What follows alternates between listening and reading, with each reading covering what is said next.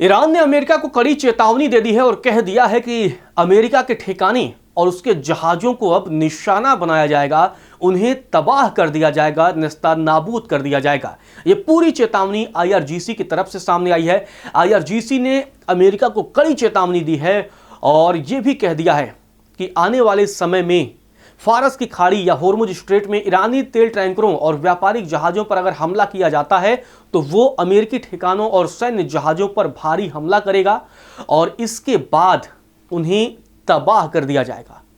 तो आईआरजीसी की तरफ से क्या कुछ चेतावनी सामने आई है और ये चेतावनी किस वक्त पर सामने आई है, उसकी अहमियत क्या है, इस पूरे वीडियो में मैं आपको विस्तार से बताऊंगा। लेकिन उससे पहले अगर आपने लोक सेवा न्यूज को सब्सक्राइब नहीं किया है तो आप चैनल को सब्सक्राइब कर लें।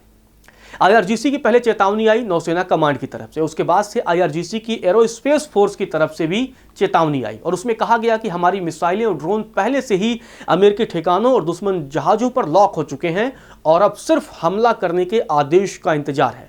मतलब ईरान अब पूरी तरीके से तैयार हो चुका है यूएस के ठिकानों पर हमला करने के लिए और अमेरिकी जहाजों पर हमला करने के लिए, क्योंकि अमेरिकी जहाज अमेरिका के कई युद्धपोत होर्मुज पहुंच रहे हैं, फारस की खाड़ी पहुंच रहे हैं और अब ईरान कभी भी उन युद्धपोतों को निशाना बना सकता है।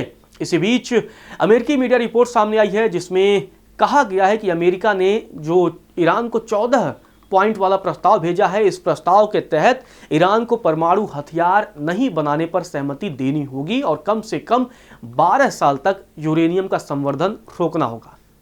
अब जब अमेरिका की तरफ से ये बातें की जा रही हैं तो ईरान भी चुप बैठने वाला नहीं है, क्योंकि होर्मुज में लगातार तनाव बढ़ा हुआ है और पिछले दिनों अमेरिका ने हमला भी कर दिया था और अब ईरान की तरफ से ये चेतावनी। तो दूसरी तरफ अमेरिका का कहना है कि ईरान को अपने पास मौजूद तकरीबन 440 किलोग्राम जो 60% तक एनरिच्ड यूरेनियम है उसे सौंपना होगा और इसके बदले में अमेरिका धीरे धीरे ईरान पर जो प्रतिबंध लगे हैं उसे हटा देगा और जो ईरान पर अरबों डॉलर का कर्जा है वो भी हटाएगा और जो फ्रीज की गई संपत्ति है उसे भी अमेरिका जारी कर देगा और जो ईरानी पोर्ट हैं उस पर भी जो अमेरिका की नाकेबंदी है उसे भी खत्म कर देगा। और प्रस्ताव में यह भी कहा गया है कि दोनों देश समझौते के हस्ताक्षर के 30 दिनों के भीतर होर्मुज स्ट्रेट को फिर से खोल देंगे। ये सारी बातें अब अमेरिका की तरफ से कही गई हैं। तो दूसरी तरफ ईरान होर्मुज की इंटरनेट केबलों पर अब टोल वसूलने की तैयारी कर रहा है, पैसे बनाने की, मुनाफा कमाने की तैयारी कर रहा है। आईआरजीसी से जुड़े ईरानी मीडिया संस्थानों ने होर्मुज स्ट्रेट से गुजरने वाली समुद्र के नीचे बिछी इंटरनेट केबलों से कमाई करने की बात को उठाया है और उनकी तरफ से यह कहा गया है कि यह इलाका सिर्फ तेल और जहाजों का के लिए अहम रास्ता नहीं है बल्कि डिजिटल दबाव का भी बहुत बड़ा सेंटर है। तस्नीम न्यूज एजेंसी है, उसी की रिपोर्ट सामने आई है और उसमें कहा गया है कि होर्मुज स्ट्रेट से गुजरने वाली सबमरीन फाइबर ऑप्टिकल केबलों के जरिए हर दिन $10 ट्रिलियन से ज्यादा के वित्तीय लेन देन होते हैं, लेकिन ईरान को अब तक इस ढांचे से किसी भी तरीके का कोई फायदा नहीं होता है। इस रिपोर्ट में ईरान को 3 कदम उठाने का सुझाव भी दिया गया है। पहला है विदेशी कंपनियों से शुरुआती लाइसेंस फीस और हर साल जो रिन्यूअल किया जाए उसके लिए पैसे लिए जाएं। मेटा हो, अमेजन हो और माइक्रोसॉफ्ट जैसी जो बड़ी टेक कंपनियां हैं, ईरानी कानून के तहत ही काम करने के लिए उन्हें मजबूर किया जाए। तीसरा है ब्रिटेन केबलों की मरम्मत और रखरखाव का विशेष अधिकार ईरानी कंपनियों को दिया जाए। तो इन चीज़ों से भी अब ईरान पैसे कमाने की तैयारी कर रहा है। तो होर्मुज स्ट्रेट के लिए ब्रिटेन ने भी अब युद्धपोत भेजने का ऐलान किया है।